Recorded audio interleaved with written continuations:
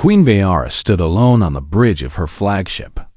The ship was called the Void Sovereign, and it was the last great vessel of her dying empire.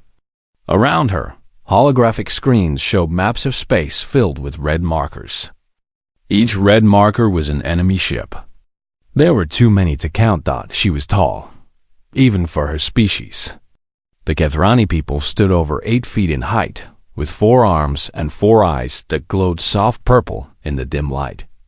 Their skin was pale blue, smooth like polished stone.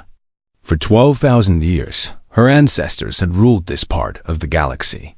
They had built cities on 100 worlds. Their ships could fold space itself. Their warriors could kill with their minds, but none of that mattered now. The Dravaki had come. Vayara remembered the first reports of the machine race. They came from the outer darkness, from the empty space between galaxies where no living thing should exist. At first, the Kethrani had laughed at them. The Dravaki ships were ugly things, made of black metal and sharp angles. They had no art. They had no culture. They had no souls, but they had numbers. Endless, terrible numbers. The first Kethrani fleet to meet them in battle had numbered 500 ships. The Dravaki brought 5,000. The second fleet was larger, 2,000 of the finest warships the Empire could build. The Dravaki brought 20,000. It did not matter how many Kethrani ships were destroyed. More Dravaki always came. They were like a flood of black water, drowning everything in their path. Now, 3 years later, the Empire was gone. Kethra Prime, the homeworld of her people, had fallen 12 days ago. Vayara had watched from orbit as Dravaki dropships descended like metal rain. She had heard the screams of her people through the communication channels before the signals went dead one by one. She had given the order to retreat because there was nothing else she could do. 40-7 ships. That was all that remained of the greatest civilization in the Andromeda sector. 47 ships carrying the last survivors of the Kethrani race. Old people, children, soldiers too wounded to fight. Scientists without laboratories. Artists without homes. And one queen without a kingdom. The door behind her opened with a soft hiss. She did not need to turn around to know who it was. Commander Syleth had been with her since the beginning of the war. She was the only advisor still alive. "My queen," Syleth said. Her voice was tired. They were all tired. "I bring news. More defeats?" Vayara asked. Her voice was flat, empty of emotion. She had cried all her tears long ago. "The Dravaki have found us." Vayara closed all 4 of her eyes. Of course they had. The machines were relentless. They never stopped hunting. They never rested. They never forgot. "How long?" she asked. 6 hours. Perhaps less. 6 hours. That was all the time her people had left. 6 hours until the last Kethrani ships were torn apart by machine weapons. 6 hours until her species joined the countless others the Dravaki had erased from existence. Have the people been told? Vayara asked. "No, my queen. I thought it best to wait for your command." Vayara nodded slowly. What could she tell them? That she had failed them? That their queen, daughter of 1,000 queens before her, had led them to extinction? They already knew. They had known since Kethra Prime burned. "There is one possibility," Syleth said carefully. "One chance, however small." Vayara turned to look at her commander. Syleth was old for a Kethrani warrior. Her blue skin faded to gray in places, her 4 eyes dim with age. But her mind was still sharp. "Speak," Vayara commanded. "The humans." For a long moment, Vayara said nothing. Then she laughed. It was not a happy sound. "The humans," she repeated. "You want me to beg for help from humans. I want you to consider every option, my queen. Even the unlikely ones." Vayara walked to the great window that looked out into space. Stars burned in the darkness, cold and distant. Somewhere out there, beyond the borders of Catherine space, was a small yellow sun. Around that sun orbited a small blue planet.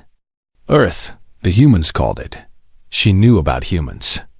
Every spacefaring race knew about humans. They were young, barely 500 years into space travel.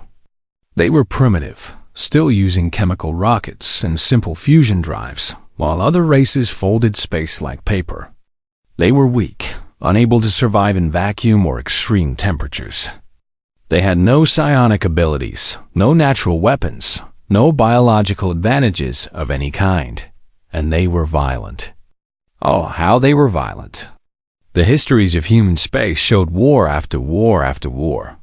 They fought each other over land, over resources, over ideas.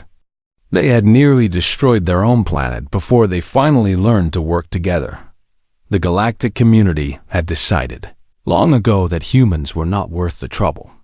They were too aggressive to be trusted, too primitive to be useful, and too short-lived to invest in. Human beings rarely lived more than 100 years. By the time you finished teaching one of them something useful, they died, and you had to start over with a new one. They are insects, Vayara said. What could insects do against the dravaki? I do not know, Syleth admitted. But insects survive. They adapt. They find ways to live when larger creatures die. Pretty words. But words will not stop the machines. No, Syleth agreed. But perhaps the humans can. Vayara turned back to her commander.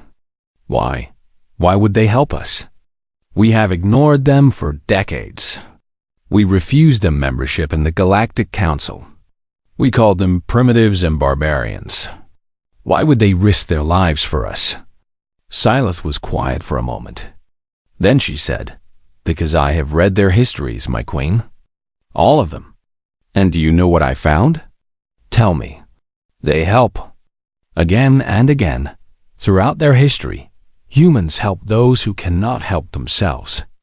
They run into burning buildings to save strangers. They fight wars for people they have never met. They send food and medicine to their enemies after defeating them in battle. It makes no sense. It defies all logic.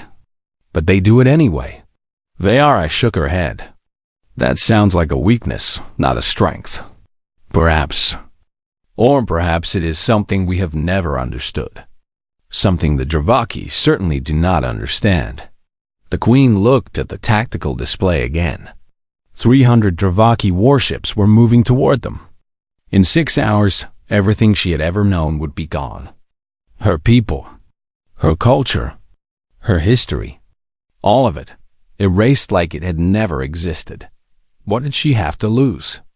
Send the message, she said quietly. Ask the humans for help. Tell them everything. Our location, our situation, our desperation. Syleth bowed her head. It will be done, my queen. But even if they respond, even if they want to help, they are far away. They may not arrive in time.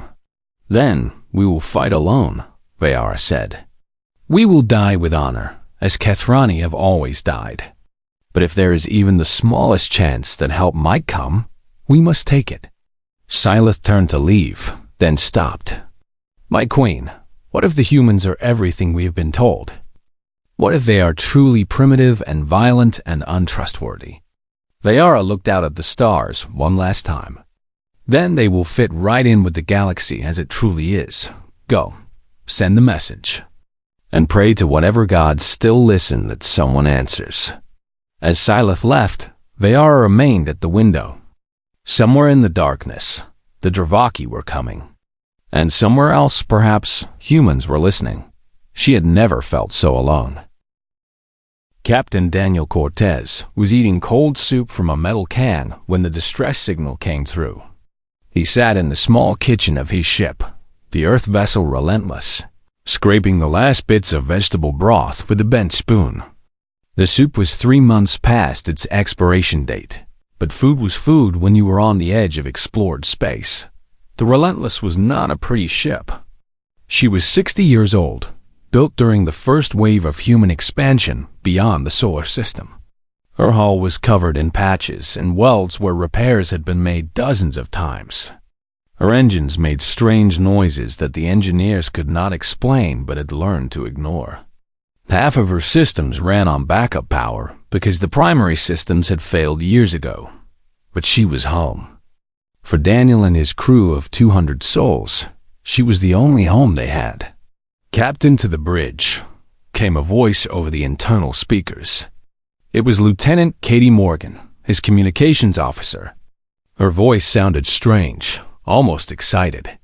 That was unusual. Nothing exciting ever happened on patrol duty. Daniel put down his soup and walked through the narrow corridors of the ship. Crew members stepped aside to let him pass, nodding in respect. He had commanded the Relentless for 12 years now. He knew every face on board, every name, every story. These were his people. The bridge was small and crowded with old equipment. Screens flickered with green text. Buttons and switches covered every surface. It looked like something from an old science fiction movie, which it basically was. Newer ships had holographic displays and voice-controlled systems. The Relentless had buttons that sometimes stuck and screens that sometimes went dark for no reason. "What do we have, Katie?" Daniel asked as he settled into his captain's chair. The leather was cracked and worn, shaped to his body after years of use. Katie Morgan was young, barely 25, with short red hair and freckles across her nose. She had joined the crew 2 years ago, fresh from the academy, full of dreams about exploring the stars. Those dreams had faded somewhat after months of patrol duty along the Kepler boundary, checking mining stations and chasing the occasional smuggler. "Sir, we picked up a transmission about an hour ago," she said. It was in Old Galactic, the standard language the alien races use. Our translation software had trouble with it, but I think I figured it out. "Old Galactic?" Daniel leaned forward. "Who out here speaks Old Galactic?" "That is the strange part, sir. The signal is coming from the Valen Nebula. That is deep in Kethrani space. Or what used to be Kethrani space." The bridge went quiet. Everyone knew about the war. The Kethrani had been one of the most powerful empires in the galaxy. Then the Dravaki came, and the empire started to fall. News traveled slowly this far from Earth, but even they had heard the stories. Whole planets destroyed. Billions of beings killed. A civilization dying. "Put it on speaker," Daniel ordered. Katie pressed a button, and a voice filled the bridge. It was strange and musical, with harmonics that human vocal cords could never produce. But the translation software turned it into English words that everyone could understand. "This is Queen Vayara of the Kethrani Empire. We are the last of our people. The Dravaki have destroyed our homeworld and hunt us even now. We have 47 ships and nowhere to run. In 6 hours, we will be dead. We send this message to anyone who can hear it. Please, help us. We do not ask for ourselves, but for our children, for the last generation of Kethrani ever to be born. If anyone is listening, if anyone cares, please come. This is our final hope." The message ended. Silence hung heavy in the air. Chief Engineer Nathan Ruiz was the first to speak. He was a big man with thick arms and a beard that had gone gray before its time. He had served on the Relentless longer than anyone except Daniel himself. "Captain, that is suicide. The Valen Nebula is 4 days away at maximum burn. By the time we get there, whatever is happening will be over. And even if we somehow get there in time, what are we supposed to do? We are one ship. One old, broken ship against the Dravaki fleet." "He is right," said Lieutenant Marcus Cole from the weapons station. He was thin and nervous, always worried about something. "The Dravaki have conquered species that make us look like children. The Kethrani have technology we cannot even understand, and they lost. What chance do we have?" Daniel did not answer immediately. He listened to the message again in his head. The voice of the queen was proud, but underneath the pride was fear. Real fear. The kind of fear you only heard when someone had lost everything and knew they were about to lose what little remained. "How old is this transmission?" he asked. "About 3 hours, sir," Katie replied. "It has been bouncing through relay stations across the sector, so they have maybe 3 hours left. And we are 4 days away." Daniel rubbed his chin. The math was simple. They could not get there in time. Even if they pushed the engines past their limits, they would arrive too late. The Kethrani would be gone, and the Dravaki would still be there, waiting to destroy anyone foolish enough to interfere. The smart thing to do was nothing. Send a report to Earth Command. Let the politicians and admirals decide what to do. Continue the patrol. Stay safe. But Daniel Cortez had never been very good at doing the smart thing. "Katie, can you get me a faster route? Anything that might cut down the travel time?" Katie looked surprised. "Sir, I can try. There are some old jump points that the Kethrani used to use. They are not on our standard charts, but if the Kethrani database has them mapped, I might be able to find a path. It would be dangerous. Those jump points have not been maintained in years." "How dangerous?" "Maybe 20% chance the ship comes apart during transit. Maybe higher." Nathan made a sound of disgust. "Captain, this is crazy. We do not owe the Kethrani anything. They have looked down on us since first contact. They called us primitives. They refused to share their technology. Now they want us to die for them?"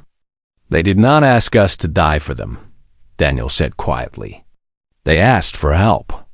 There is a difference. Not much of one." Daniel stood up and walked to the main viewing window.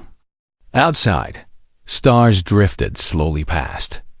Space was vast and cold and did not care about the problems of small creatures on small ships. Out there, an entire species was facing extinction. Children who had done nothing wrong were about to die because machines from the darkness had decided they should not exist. He thought about his own children. His daughter, Maria, was 12 years old and living with her mother on Mars. His son, Christopher, was 8. He had not seen them in almost a year. Every day, he told himself he would take leave soon, go home, be a father instead of just a name on a screen. What would he want someone to do if Maria and Christopher were on one of those Kethrani ships? "Katie, find me that route." "Nathan, I need the engines at 120%. "Marcus, start checking our weapons. I want every torpedo armed and ready." Nathan stepped forward. "Captain, the crew did not sign up for this. They signed up for patrol duty. Safe, boring patrol duty. You cannot ask them to risk their lives for aliens who do not even like us." "I am not asking them," Daniel said.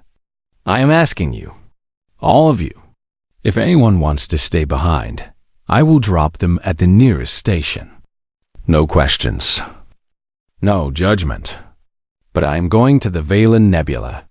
I am going to try to help those people. And I need to know who is coming with me." He looked around the bridge. At Katie, who was young and scared but trying not to show it. At Nathan, who was angry but loyal. At Marcus, who looked like he might be sick.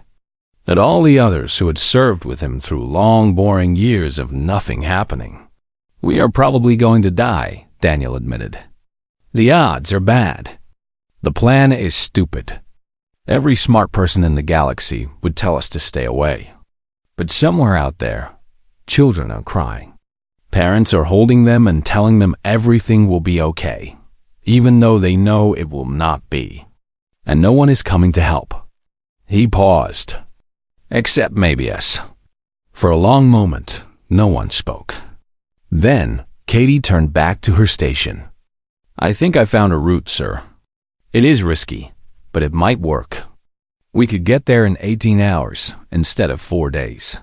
Nathan sighed heavily. "I will get the engines ready. But if this ship falls apart in hyperspace, I am blaming you.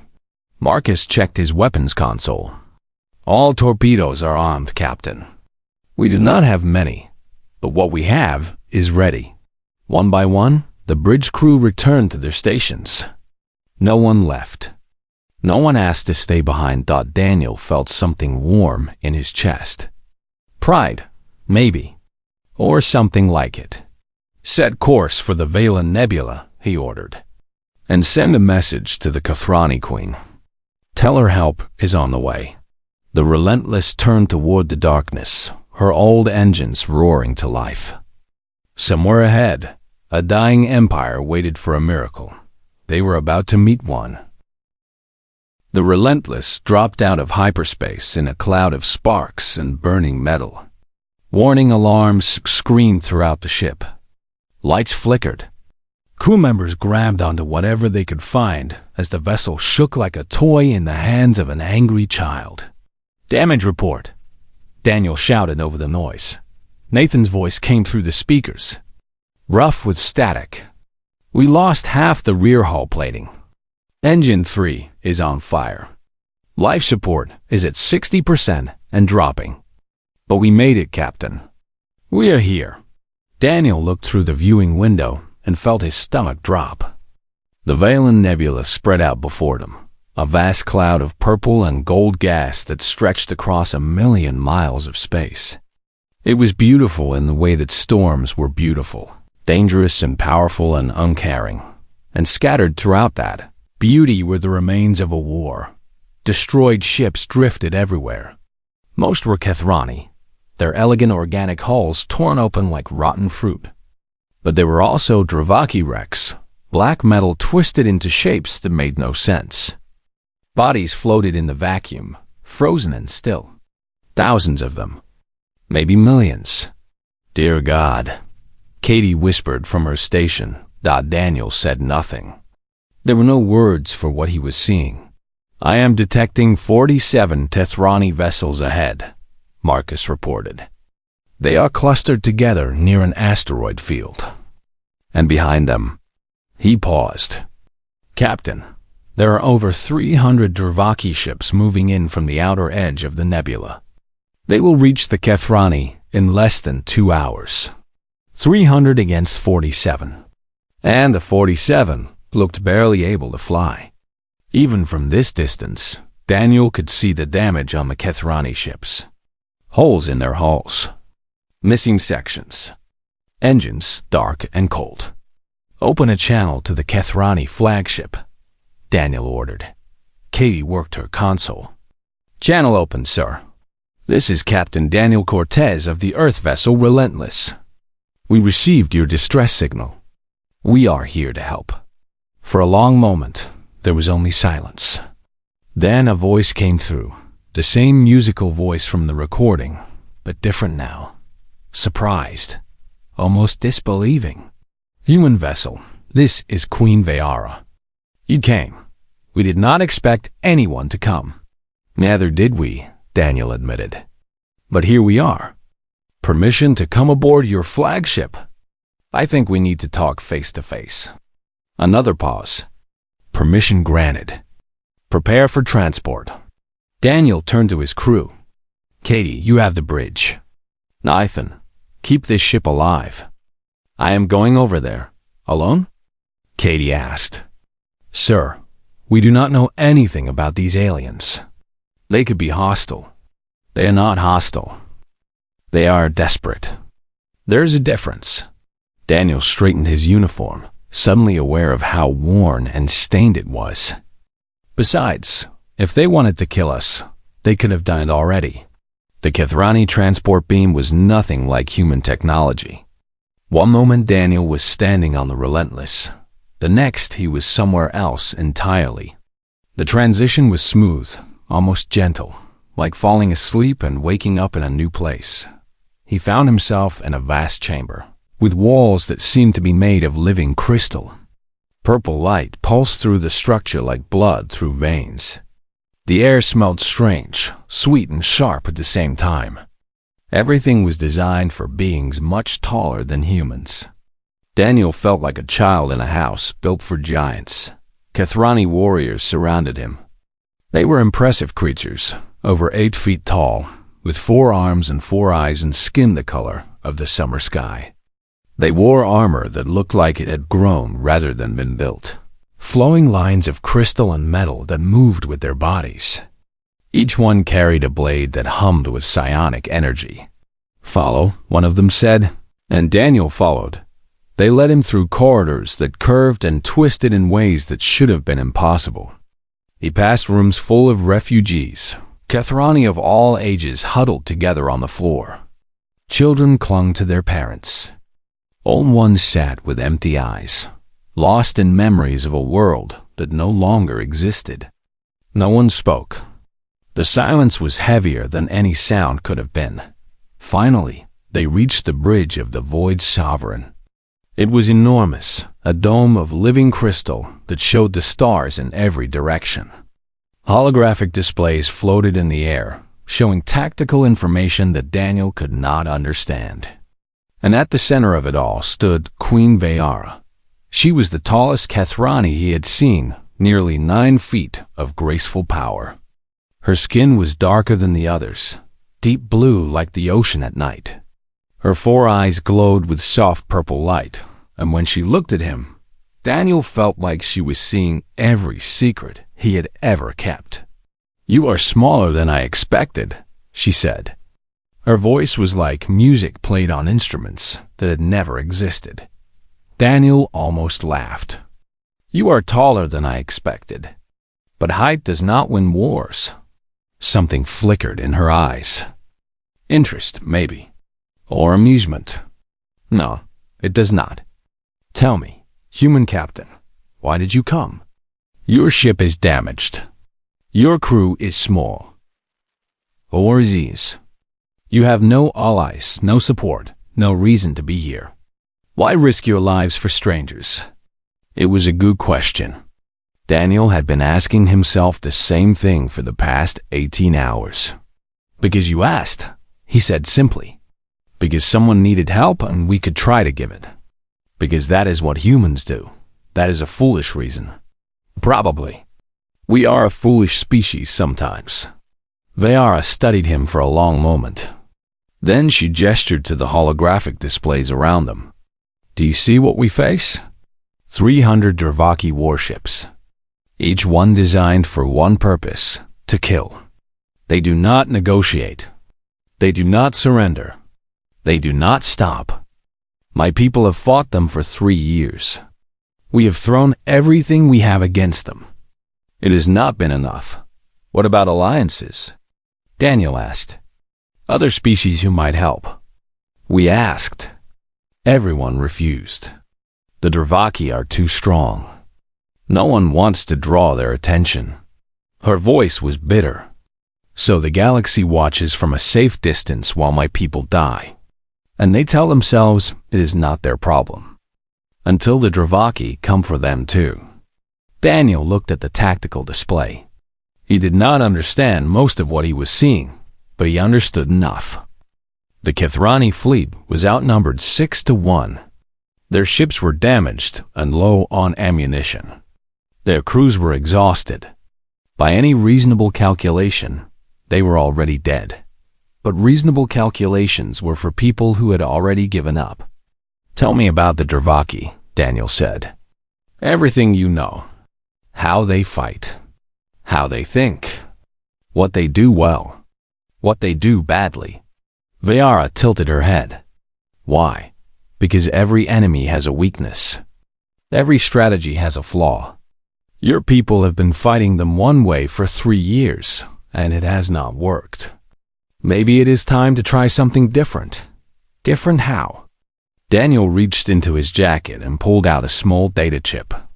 It contained everything: human military history, strategy, tactics, all the ways his species had learned to fight over thousands of years of war. "My people have never stopped fighting each other," he said. "We know how to lose. But we also know how to win when we should not. When we are outnumbered. When we are outgunned. When everyone tells us to give up." He held out the chip. "Let me show you how humans fight." Vayara did not take the chip. Instead, She looked at him with those four purple eyes, and Daniel felt like she was weighing his soul. "You truly believe you can help us," she said. It was not a question. "I believe we can try. And right now, trying is all any of us can do." Commander Silith stepped forward. She was older than Vayara. Her blue skin faded with age, but her eyes were sharp. "My queen, the Dravaki will arrive in less than 2 hours. We have nothing to lose by listening to the human." Vayara was silent for a long moment. Then she reached out with one of her 4 hands and took the data chip from Daniel. "Very well, human captain. Show us your way of war. Show us how your species survives when survival is impossible." Daniel smiled. It was not a happy smile. It was the smile of a man who knew exactly how bad things were and had decided to fight anyway. "First," he said, "we need to forget everything you think you know about honor." The war room of the Void Sovereign was filled with Kethrani commanders. 23 of them remained from an officer corps that had once numbered in the thousands. They stood around a massive holographic table that showed the positions of both fleets. Blue dots for Kethrani, red dots for Dravaki. There were so many more red dots. Daniel stood at the head of the table with Queen Vayara beside him. Lieutenant Katie Morgan had come over from the Relentless with additional data from their ship's computers. She looked small and fragile, surrounded by the towering aliens. But her voice did not shake when she spoke. "Based on 3 years of battle records, the Dravaki follow predictable patterns," Katie explained. She manipulated the holographic display, showing past battles. "They always attack in geometric formations. They always target the largest enemy ships first. They always maintain communication with their central command ship, which coordinates all their movements." "We know this," said General Korath, a scarred veteran who had lost one of his 4 arms in an earlier battle. "We've tried to use it against them. It does not work.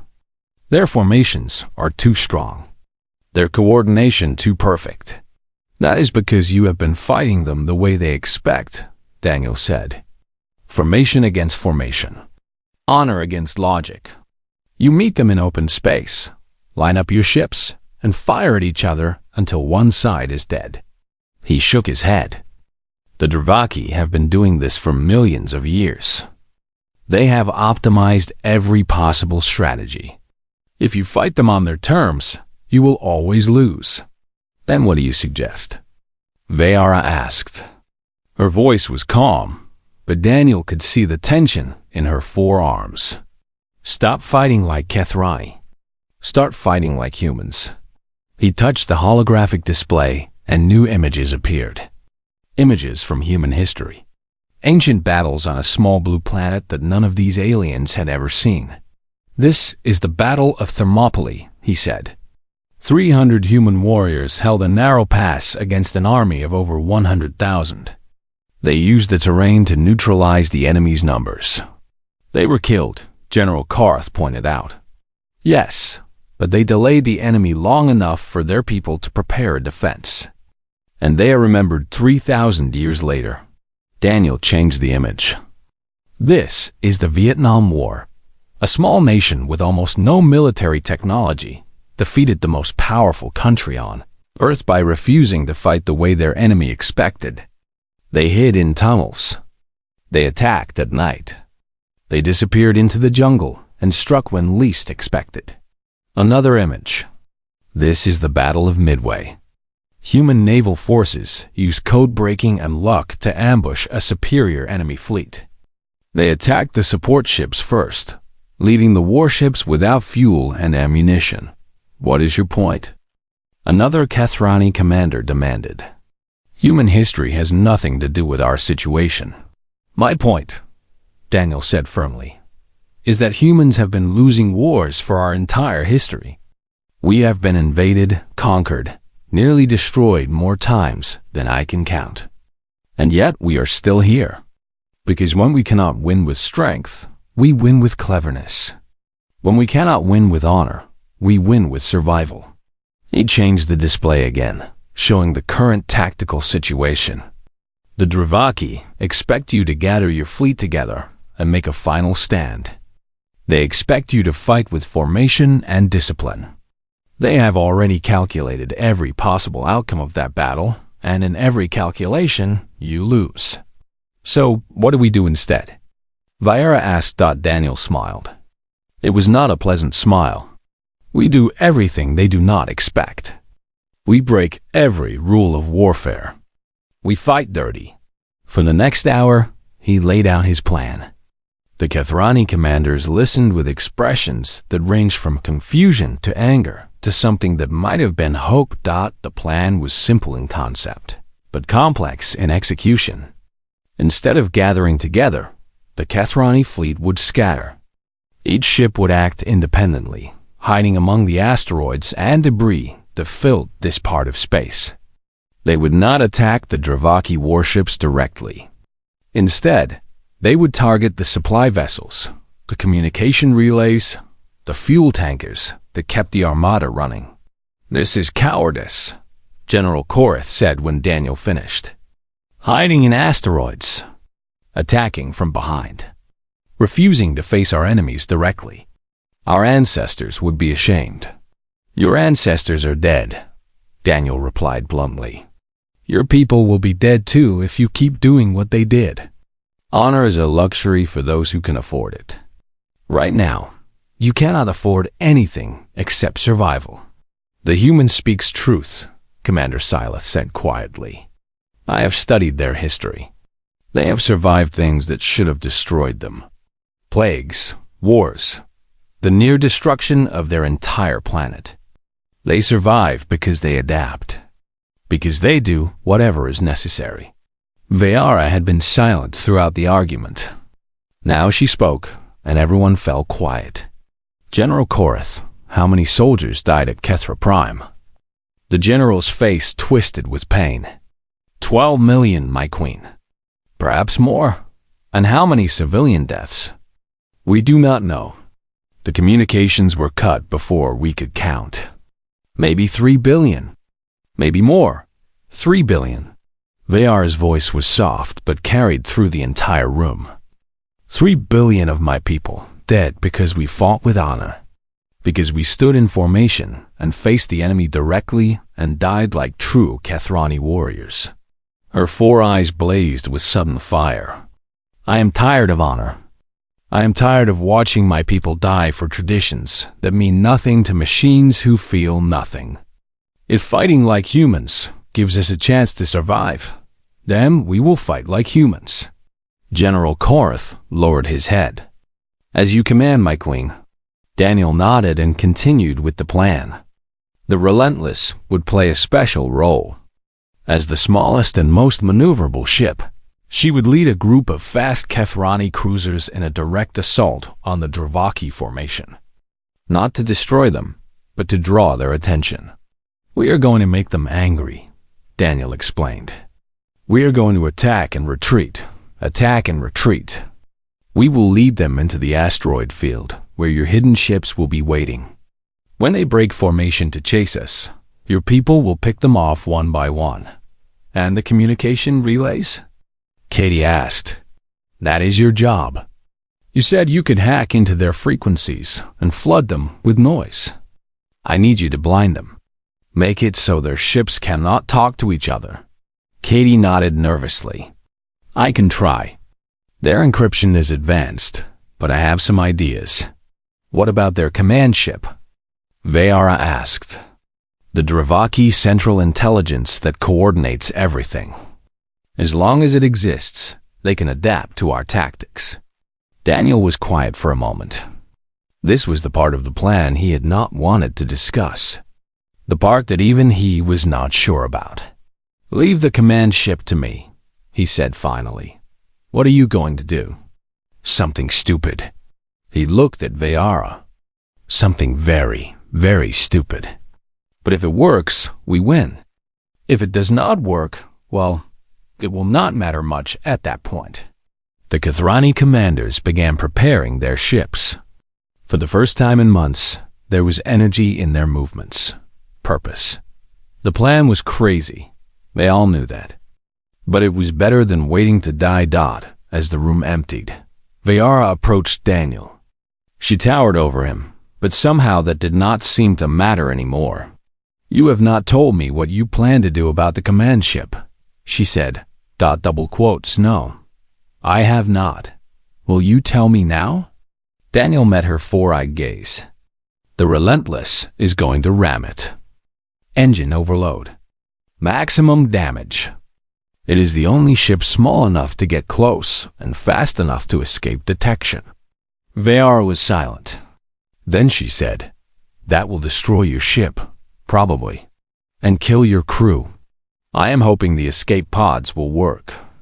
They usually do, mostly. You would die for strangers, for a species that has never shown you kindness." Daniel thought about his children, about the blue skies of Earth that he might never see again, about all the things he had wanted to do and now probably never would. "Yes," he said simply. "I would. Why? Because someone has to. Because if I do not, who will?" He shrugged. "Because that is what humans do." Vayara reached out with one of her four hands and placed it on his shoulder. Her touch was warm, almost electric. "You are a strange creature, Daniel Cortez. Primitive, violent, foolish beyond all reason." She paused. "I think your species may be the most remarkable thing I have ever encountered." "We have our moments," Daniel said with a sad smile.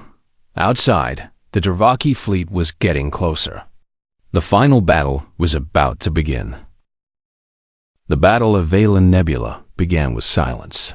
300 Dravaki warships advanced through space in perfect formation.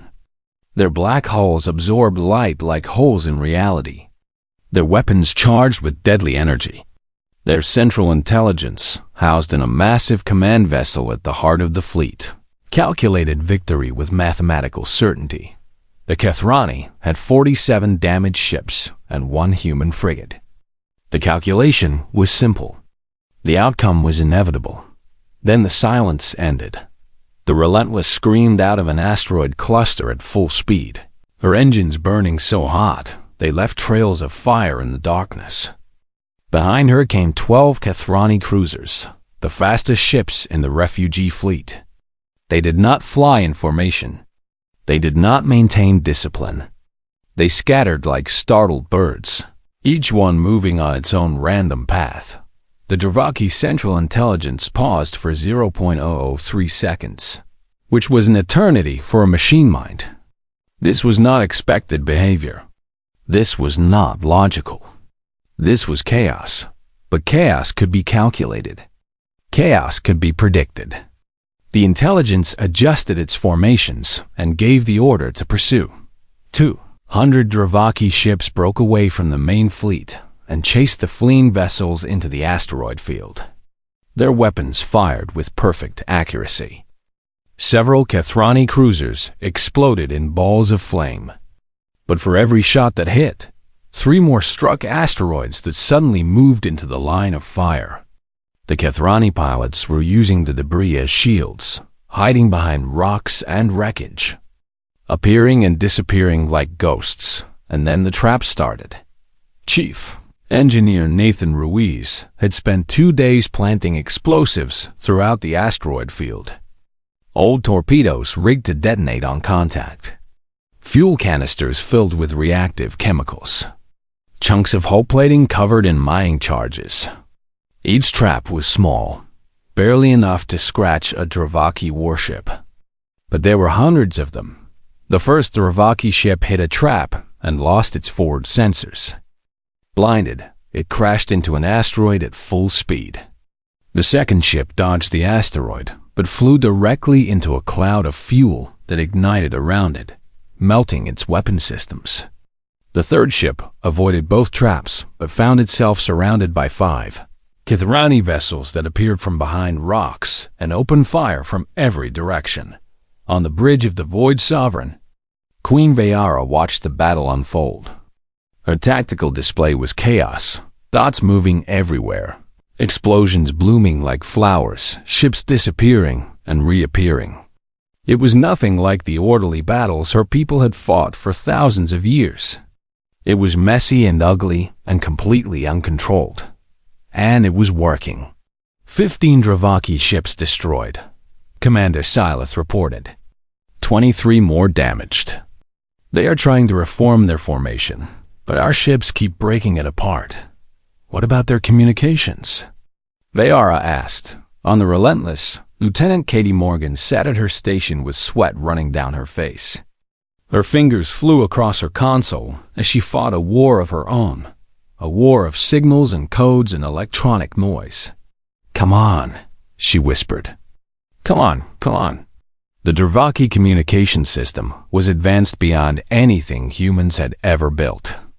It used quantum encryption and dimensional folding to transmit orders instantly across the entire fleet. Breaking it should have been impossible, but Katie was not trying to break it. She was trying to confuse it. Human communication technology was primitive by galactic standards. But one thing humans understood better than anyone was how to make noise. Katie flooded the Dravaki frequencies with garbage data. Fake orders. Contradictory commands. Random numbers that looked like coordinates but led nowhere. She did not need to break their encryption. She just needed to make them doubt it. And for machines that relied on perfect information, doubt was deadly. "It is working," Katie shouted over the noise of the battle. "They are starting to hesitate. Their ships are not coordinating properly." Daniel heard her from the captain's chair. The Relentless shook as another Dravaki weapon grazed their hull. Alarms screamed. Smoke filled the air. But they were still flying. Still fighting. "All ships, Phase 2, he ordered over the combined fleet frequency. "Hit the supply vessels now." The Kethrani ships that had been hiding deep in the asteroid field suddenly emerged. They did not attack the Dravaki warships. Instead, they dove toward the back of the enemy formation where the fuel tankers and ammunition carriers waited. The Dravaki had never protected their supply ships before. No enemy had ever been foolish enough to attack them while warships were still active. But the humans did not care about tradition.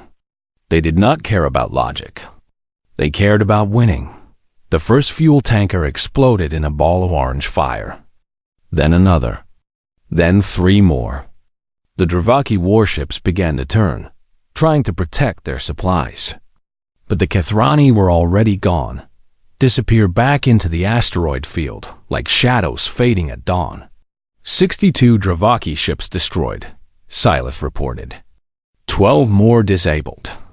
Their formation is completely broken. For the first time in 3 years, hope flickered in Vayar's chest. They were winning. Against all odds, against all logic.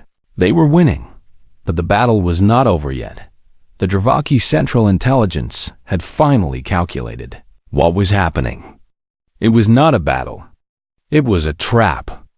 And the only way to escape the trap was to remove its source, the Dravaki. Command ship turned toward the Relentless. Daniel saw it coming.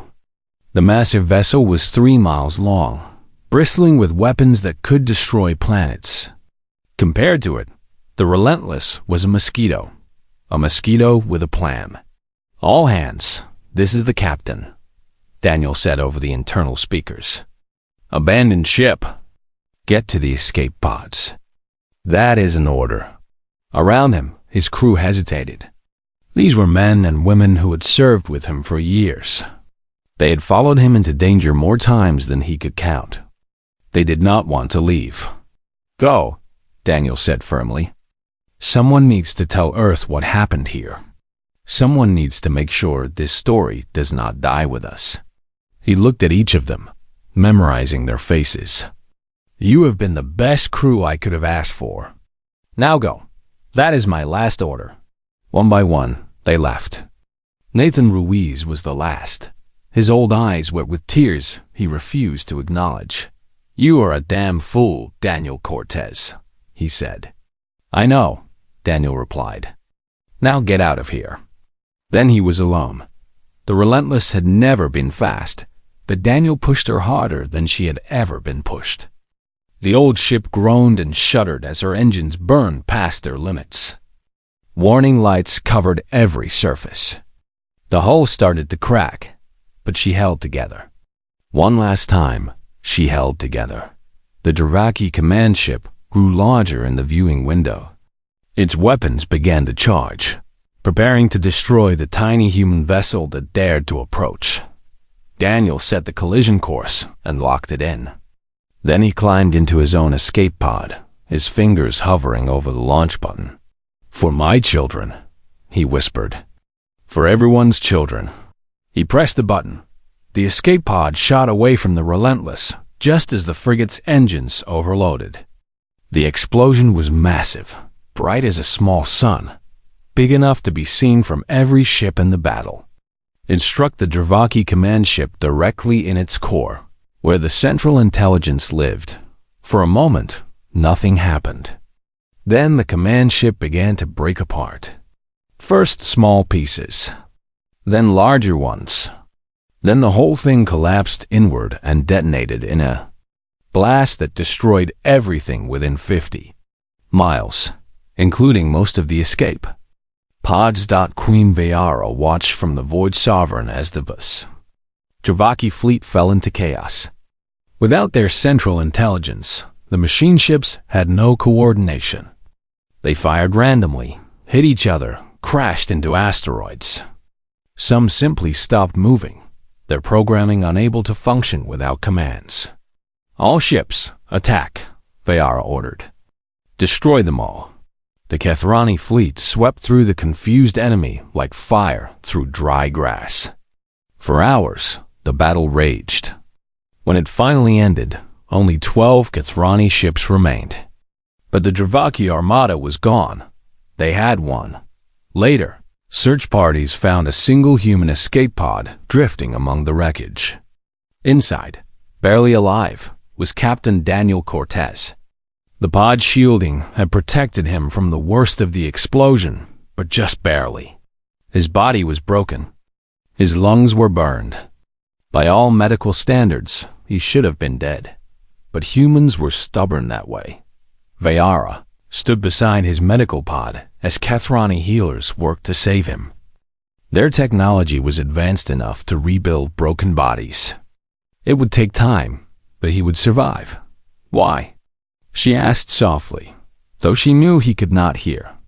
"Why did you sacrifice everything for strangers?" Commander Silith answered from behind her. "I have been reading more of their history, my queen. This is what they do. Throughout their entire existence, humans have thrown themselves into fire for others.